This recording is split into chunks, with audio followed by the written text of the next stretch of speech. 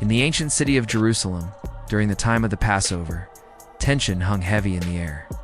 Jesus of Nazareth, a man known for healing the sick, calming storms and challenging the powerful, had become a threat to the religious leaders. Though innocent of any crime, he was arrested in secret by one of his closest followers, Judas Iscariot, who betrayed him for 30 pieces of silver.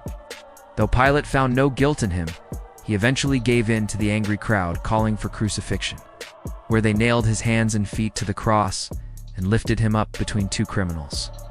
Even as the sign above his head read, "Jesus of Nazareth, King of the Jews," he spoke words of mercy, asking forgiveness for his executioners, comforting the criminal next to him, crying out to God. And then, after hours of suffering, he took his final breath. That night, Jesus was taken from one mock trial to another. First to the religious leaders, then to the Roman governor, Pontius Pilate. And so Jesus was beaten, mocked, and forced to carry a heavy wooden cross through the streets of the city to a hill called Golgotha.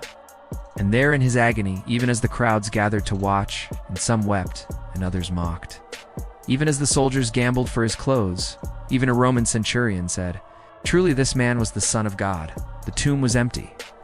Angels appeared and said, "He is not here. He has risen just as he said." At that moment, the earth shook, the sky darkened, the curtain in the temple tore in two. His body was taken down and placed in a borrowed tomb. A stone rolled in front of the entrance, and Roman guards were posted to keep it sealed. But 3 days later, before sunrise, women came to the tomb to anoint his body, and the stone was rolled away. Confused and afraid, the women ran to tell the others.